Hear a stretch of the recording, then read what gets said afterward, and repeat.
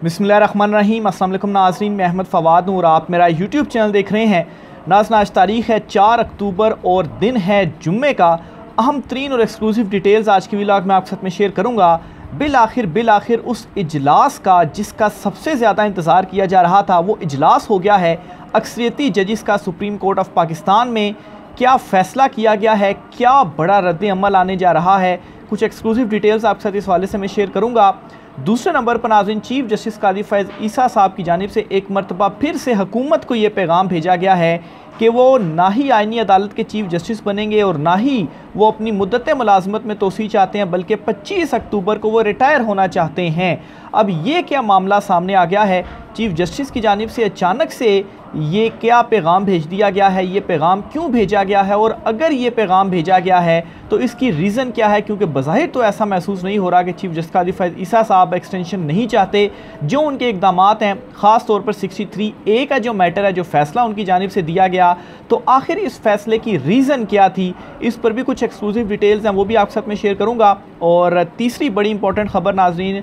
वो ये है कि मुस्लिम लीग नून इस आइनी तरमीम से पीछे हट गई है। बिलावल भुट्टो इस आइनी तरमीम को लीड कर रहे हैं और ये पाकिस्तान तहरीक इंसाफ के नंबर तोड़ने जा रहे थे 60A फैसले के बाद। लेकिन हुआ कुछ इस तरह से है कि इनके अपने ही जो लोग हैं वो इनसे पीछे हट गए हैं। इनकी जो नंबर गेम है वो मज़ीद कम हो गई है, बजाय इसके कि ये पाकिस्तान तहरीक इंसाफ के लोगों को तोड़ते। इस पर भी कुछ तफसीलात हैं। और जस्टिस याया अफरीदी साहब का नाम अब बतौर चीफ जस्टिस के आईनी अदालत के वो सामने आ रहा है। इस पर भी कुछ डिटेल्स हैं, वो भी आज की व्लॉग में आपके साथ में शेयर करूँगा। सबसे पहले तो नाज़रीन, आपको जो बड़ी ब्रेकिंग न्यूज़ है वो आपके साथ शेयर करता हूँ जी। सुप्रीम कोर्ट ऑफ पाकिस्तान में अक्सरियती जजिस का हंगामी इजलास हुआ है और इस इजलास में माफ़ कीजिएगा, इस इजलास में 8 जजिस नहीं बल्कि 8 से ज़्यादा जो जजिस हैं वो मौजूद थे। यहाँ पर मैं वाज़े करता चलूँ कि अक्सरियती जजिस की तादाद 8 बताई जा रही थी कि जो मखसूस नशिस्तों का जिन्होंने फ़ैसला दिया। वैसे मेरे अंदाज़े के मुताबिक, इन्फॉर्मेशन या ज़राए के मुताबिक तादाद 12 हैं। बहरहाल एक चीज़ तो कन्फर्म हो गई कि इस इजलास में 8 से ज़्यादा जजिस थे। वो 10 भी हो सकते हैं, 11 भी हो सकते हैं, 12 भी हो सकते हैं, लेकिन 8 से ज़्यादा जजिस इस इजलास में मौजूद थे। और 63A फैसले के बाद ये जो इजलास है वो बुलाया गया और इसमें जो डिस्कशन है इस फैसले से मुतल्लिक और तमाम तर सूरत-ए-हाल से मुतल्लिक वो की गई। और क्या आगे जो स्टेप है वो होना चाहिए, ये इसमें जो डिस्कशन है वो की गई। और सवाल यहाँ पर ये है कि अब तो फ़ैसला भी आ गया है, आखिर ये अक्सरियती जजिस इनकी जानिब से कोई जो रिएक्शन है वो क्यों नहीं आ रहा? इसकी 2-3 बड़ी इंपॉर्टेंट रीज़न्स हैं, वो मैं आपके साथ शेयर करता हूँ। एक तो ये जी कि चीफ जस्टिस कादी फैज़ ईसा साहब ने जो मैसेज भी भेज दिया, जो मैंने आपके साथ दूसरी खबर शेयर करनी थी कि वो एक्सटेंशन नहीं चाहते, ना ही आईनी अदालत का वो चीफ जस्टिस बनना चाहते हैं। और फिर इसकी कुछ रीज़न्स ये भी हैं कि मौलाना फजल रहमान साहब जो हैं वो भी नहीं मान रहे, पाकिस्तान तहरीक इंसाफ के भी लोग नहीं टूट रहे, और ऊपर से नून लीग के या चुनतखब हुकूमत के अपने जो नंबर्स हैं वो कम हो चुके हैं। तो ये फ़ैसला 63 के एक आने के बावजूद भी हुकूमत के पास नंबर्स पूरे नहीं है और वो आईनी तरमीम नहीं कर सकती। और फिर यहाँ पर एक और सूरत हाल या एक सवाल इम्पॉर्टेंट ये है कि अगर ये चीज़ करनी थी चीफ जस्टिस कादी फैज़ ईसा साहब की जानिब से, तो आखिर 63A का जो फ़ैसला है वो क्यों दिया गया? अब इस पर नाज़रीन ये अज्यूम किया जा रहा है कि जो मखसूस नशिस्तों का फ़ैसला दिया गया 8 जजिस की जानिब से, इसे चीफ जस्टिस कादी फैज़ ईसा साहब ने पर्सनल लिया और उनके मुताबिक वो ये समझते हैं कि ये फ़ैसला उन्हें हटाने के लिए दिया गया, तो वो अपना बदला लेना चाहते थे उन जजिस से और एक फ़ैसला जारी करके ही वो ये बदला लेना चाहते थे। इस वजह से उनकी जानिब से ये जो फ़ैसला है वो जारी किया गया। लेकिन इसमें ये नहीं है कि कादी साहब जो है वो एक्सटेंशन चाहते तो हैं, उनकी ख्वाहिश तो है, लेकिन चीज़ें उनके हक़ में नहीं जा रही। इसी वजह से जस्टिस याया अफरीदी जो हैं उनका नाम भी बतौर चीफ जस्टिस के अब सामने आ रहा है। वापस मैं आता हूँ जी कि जजिस की जानिब से रिएक्शन क्यों नहीं दिया जा रहा। इसकी एक सबसे बड़ी वजह तो ये है कि अभी तक असेंबली का इजलास नहीं बुलाया गया, ना ही सेनेट का जो इजलास है वो बुलाया गया है जिसमें जो आईनी तरमीम है वो पेश की जानी है। अब आपको याद होगा कि जो मखसूस नशिस्तों का तफसीली फ़ैसला था वो भी तब जारी हुआ जब और वो जो वजाहत थी वो तब जारी हुई जब यहाँ पर पार्लियामेंट का जो सेशन था वो चल रहा था, और एन उस मौके पर जब यहाँ पर आईनी तरमीम पेश की जानी थी उस वक्त ही जो वजाहत थी वो जारी हुई, और इसके साथ ही हुकूमत का जो प्लान था तरमीम पेश करने का वो फ्लॉप हो गया, वो कैंसिल हो गया। तो अब जबकि इजलास ही नहीं बुलाया जा रहा और 8 अक्टूबर की वैसे डेट आ रही है, ये भी आपको खबर देता चलूँ, पीपल्स पार्टी चूँकि तमाम तर चीज़ों को बिलावल जरदारी जो है वो लीड कर रहे हैं और उनका ये कहना है जी कि 8 अक्टूबर को वो जो तरमीमी पैकेज है वो लेकर आएंगे, लेकिन अभी तक जो इजलास है वो नहीं बुलाया गया। तो अगर इजलास नहीं बुलाया गया और फिर उसके बाद चीफ जस्टिस कादिर फैज़ ईसा साहब के हवाले से ये इतला जो सामने आ रही हैं कि हुकूमत को उन्होंने जो मैसेज भेज दिया और फिर नंबर्स गेम जो है वही पूरा नहीं है कि आईनी तरमीम हो सके, तो बिला जवाज़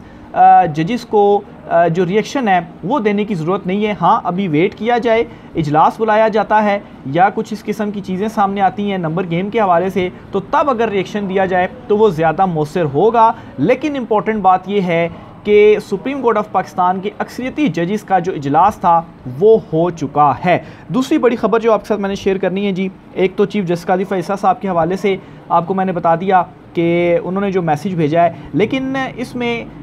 मुस्लिम लीग नून जो है वो इस वक्त काफ़ी ज़्यादा रिज़र्व हो चुकी है और काफ़ी ज़्यादा परेशान हो चुकी है। एक तो इस आइनी तरमीम में जब से टास्क दिया गया पीपल्स पार्टी को, तो हर जगह पर आप देख रहे होंगे कि बिलावल जरदारी जो हैं वो एक्टिव हैं और वो कोशिश कर रहे हैं कि किसी तरीके से नंबर्स पूरे किए जाएं और जो आइनी तरमीम आइनी पैकेज है वो लाया जाए, और मुस्लिम लीग नून बिल्कुल साइड लाइन पर हो चुकी है। अब इससे मुस्लिम लीग नून के अंदर जो शक व शुबात पैदा हो रहे हैं, जो परेशानी है वो ये है कि बिलावल को जो आगे किया गया है कि ये तो जो चुनतखब हुकूमत है ये तो बिल्कुल नाकामी है कि इनसे एक आइनी तरमीम भी नहीं हो पा रही, तो टास्क हम आपको देते हैं, आप ही आइनी तरमीम करके दें। और फिर उसके बाद ये भी कहा जा रहा है कि इस आइनी तरमीम के बदले फिर आपको जो वज़ीर आज़म है वो नेक्स्ट आप होंगे। तो इससे मुस्लिम लीग नून को डर ये है कि सारे मुश्किल फ़ैसले उनकी जानिब से कर लिए गए और इस वक्त अवाम में शदीद नफ़रत है उनके हवाले से, कोई वोटर सपोर्टर उनका बचा नहीं है। तो ये सारा कुछ करने के बावजूद अगर बिलावल को ये सारी चीज़ें मिल जाती हैं तो फिर उसके बाद इस आइनी तरमीम का उनको क्या फ़ायदा कि ना वो वज़ीर आज़म का ओहदा उनके पास रहेगा, ना ही जो है वो अवाम में मकबूल हैं, तो हुकूमत से भी जो है वो आउट हो जाएंगे। तो इन तमाम तर चीज़ों के हवाले से मुस्लिम लीग नून के अंदर इस वक्त शदीद परेशानी है और मुस्लिम लीग नून के अंदर से ही कुछ लोग ऐसे हैं जो इस आइनी तरमीम के हक़ में नहीं हैं और वो इस आइनी तरमीम के हक़ में जो वोट है वो नहीं देंगे। तो ये वो ख़बर है जी, बड़ी ब्रेकिंग न्यूज़ कि ये चले थे पाकिस्तान तहरीक इंसाफ के नंबर तोड़ने के लिए, लेकिन उल्टा मुस्लिम लीग नून जो है अब वो इस आइनी तरमीम के ऊपर साजबाज का शिकार हो चुकी है और उनके ही जो नंबर हैं वो इस वक्त कम हो चुके हैं। तो ऑलरेडी इनके नंबर कम थे और पीटीआई के लोगों को इन्होंने तोड़ना था। देखें काजी साहब ने फैसला भी दे दिया, लेकिन पीटीआई के लोग तो इनसे टूटेंगे नहीं। आखिर क्यों पीटीआई के जो लोग हैं वो टूटेंगे जब तमाम रियासती जबर और तमाम मशीनरी इस्तेमाल करने के बावजूद 8 फरवरी के इलेक्शंस और फिर उसके बाद 9 मई और दीगर मामलात में जितने लोग टूट सकते थे वो टूट गए और उसके बाद 8 फरवरी के इंतखाबात में जो है वो बैंगन के निशानों के ऊपर इमरान खान साहब के नाम पर जो लोग हैं वो मुंतखब हो गए। तो कोई सूरत नहीं है कि वो टूटेंगे और वो इस वक्त सेफ़ मकाम पर भी उनको मुंतकिल कर दिया गया है। वो असेंबली में ही नहीं आएंगे वोट कास्ट करने के लिए, सिर्फ पाकिस्तान तहरीक इंसाफ जिन चंद लोगों के नाम देगी वो असेंबली में आएंगे, पीटीआई को रिप्रेजेंट करेंगे। तो नंबर गेम ही पूरी नहीं है यहाँ पर भी, और ऊपर से नून लीग के जो कुछ लोग हैं वो भी अब पीछे हो गए और नून लीग खुद भी परेशान है कि ये जो है वो अगर हमने कोई मदद कर दी और आइनी तरमीम हो गई तो फिर तो हम साइड लाइन हो जाएंगे और बिलावल जो हैं वो सामने आ जाएंगे। तो इस हवाले से उनमें भी जो तशवीश है वो पाई जा रही है। तो इस वजह से भी जो आइनी तरमीम है वो अब खटाई में पड़ चुकी है। आखिर में जी मौलाना फजल रहमान साहब के हवाले से भी आपको बताता चलूँ जी कि मौलाना फजल रहमान साहब भी वैसे भी इस आइनी तरमीम के हक़ में नहीं है। उन्होंने तो क्लियरली कैटेगोरिकली प्रेस कॉन्फ्रेंस एक तो कर दी है, फिर उसके साथ ही साथ चीफ जस्टिस कादिर फैज़ ईसा साहब का जो ये मैसेज भिजवाना है हुकूमत को, इसकी रीज़न्स क्या हो सकती हैं। इसमें एक रीज़न तो ये है जी कि मौलाना साहब इनकार कर चुके हैं, तो नंबर गेम नहीं है। कौमी असम्बली और फिर उसके बाद सेनेट में भी, कौमी असम्बली में भी नंबर तोड़ना मुश्किल है, लेकिन कौमी असम्बली से भी ज़्यादा सेनेट के अंदर जो नंबर गेम है वो पूरी करना इनके लिए मुश्किल है। तो कैसे आप 6-7 जो सेनेटर्स हैं वो तोड़ेंगे। पहले तो कौमी असम्बली में ही आपके नंबर पूरे नहीं हो रहे। तो एक तो काजी साहब की ये रीज़न है कि चलें फ़ैसला दे दिया और बदला ले लिया कि ये जजेस जो है वो मुझे निकालना चाहते थे, तो मैंने भी इनको दिखा दिया कि मैं भी फिर जो है वो काजी हूँ। तो एक तो मौलाना भी नहीं मान रहे, तो ख़ुद ही अगर पीछे हट जाऊँ तो ज़्यादा बेहतर होगा, बजाय इसके कि आइनी तरमीम ना आए, मुझे रिटायर होना पड़ जाए। तो तब भी रिटायर होना है तो ख़ुद अगर हो जाऊँगा तो उसमें भी कुछ जो है वो जो इज़्ज़त है वो रह जाएगी। बहरहाल जी, एक तो मौलाना साहब और फिर उसके बाद चीफ जस्टिस काजी फैसला साहब खुद इस वक्त इस कदर मुतनाज़ हो चुके हैं कि आइनी कोर्ट में अगर इनको चीफ जस्टिस लगाया जाता है तो वो जो आइनी अदालत होगी वो भी मुतनाज़ हो जाएगी। तो ये भी एक जो इसकी रीज़न है वो हो सकती है। और फिर उसके बाद जी पीपल्स पार्टी की जानिब से जो एक आइनी पैकेज के हवाले से बिलावल जरदारी कोशिशें कर रहे हैं, उनमें जस्टिस याह्या अफरीदी साहब जो हैं उनका भी नाम सामने आ रहा है, क्योंकि काजी फैसला साहब जो हैं वो अगर साइड पर हैं तो जस्टिस मंसूर या जस्टिस मुनीब के तो हक़ में ये नहीं है। अलबत्ता जस्टिस मंसूर अली शाह साहब से कोशिश की जा रही है कि अगर चीज़ें वगैरह सीधी हो जाएं तो फिर तो मसला ही नहीं होगा, लेकिन जस्टिस मुनीब अख्तर साहब का तो बिल्कुल जो है वो मानने के लिए तैयार नहीं है। और पीछे जो है वो फिर जस्टिस याह्या अफरीदी जो हैं वो ही रह जाते हैं और उनका नाम इस वक्त सामने आ रहा है कि या तो उनको फिर आइनी अदालत का चीफ जस्टिस बना लिया जाए या यहाँ पर सुप्रीम कोर्ट ऑफ पाकिस्तान में अगर वो चीफ जस्टिस बन जाएँ तो वो सबसे ज़्यादा सूटेबल इस वक्त रहेंगे। तो उनका भी इस हवाले से जो नाम है वो लिया जा रहा है। बहरहाल जी देखें इस पर भी अब क्या जो मज़ीद तफसीलात हैं वो सामने आती हैं। बहरहाल सबसे इम्पोर्टेंट इजलास वो हो चुका है। फिर इसके अलावा जो आइनी तरमीम की मैं बात कर रहा था, इस आइनी तरमीम में सिर्फ ये नहीं कि आइनी अदालतें बनाई जाएंगी और सिर्फ वफाक में आइनी अदालतें बनाई जाएंगी, बल्कि ये होगा कि चारों सूबों में भी जो आइनी अदालतें हैं वो बनाई जाएंगी। यानी कि जो वफाक के मैटर हैं वो फिर जो इस्लामाबाद में आइनी अदालत होगी सुप्रीम कोर्ट के पैरेलल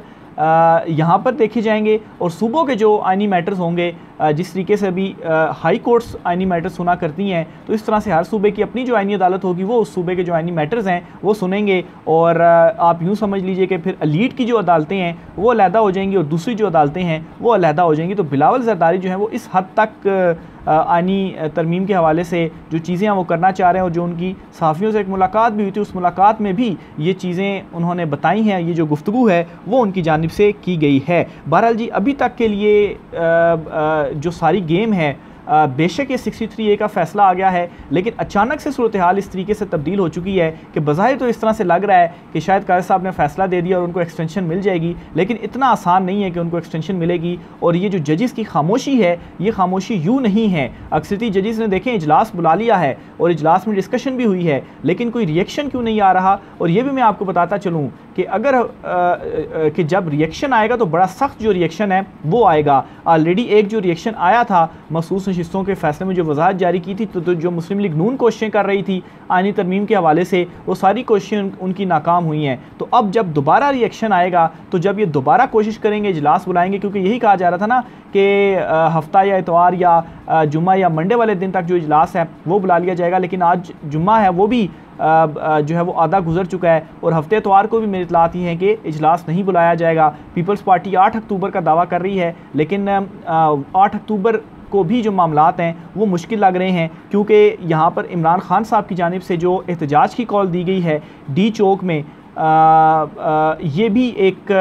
जो दबाव है वो इस वक्त मौजूदा चुनतखब हुकूमत के ऊपर बढ़ता जा रहा है। बहरहाल जी एहतजाज के हवाले से भी आपको कुछ अपडेट्स बताता चलूँ तो इस वक्त डी चौक की सूरत हाल ये है कि मुकम्मल तौर पर सील कर दिया गया है, कंटेनर्स लगा दिए गए हैं, ना सिर्फ डी चौक को बल्कि पूरे इस्लामाबाद को, और जो केपी से आने वाले काफ़िले हैं उन काफ़िलों के रास्ते में भी जो रास्ता बनता है उनका इस्लामाबाद आने के लिए उन रास्तों को भी सील कर दिया गया है, कंटेनर्स लगा दिए गए हैं। और इस कदर हुकूमत ये डरी हुई है कि इन्होंने जो कंटेनर्स लगाए हैं उन कंटेनर्स को बाकायदा तौर पर वेल्ड कर दिया गया है, क्योंकि एक कंटेनर को उठाना क्रेन के ज़रिए ज़रा आसान है, लेकिन जब आप जितने भी 6, 7, 8 कंटेनर्स आपने लगाए हैं उन सारों को आप वेल्ड कर देंगे तो वो फिर सारा एक ही कंटेनर बन जाएगा। तो उन 8 कंटेनर्स को एक साथ उठाना ज़रा मुश्किल काम है। तो इस कदर ये जो हुकूमत है वो डरी हुई है, और इमरान खान साहब ने सिर्फ कॉल दी है कि हम जो एहतजाज है वो जुम्मे वाले दिन 4 अक्टूबर को करेंगे डी चौक में। तो उसके बावजूद डी चौक लोग पहुँचे हैं, पाकिस्तान तहरीक इंसाफ के कुछ जो काफ़िले हैं वो पहुँचे हैं, कुछ जो गिरफ्तारियाँ हैं वो भी हुई हैं, लेकिन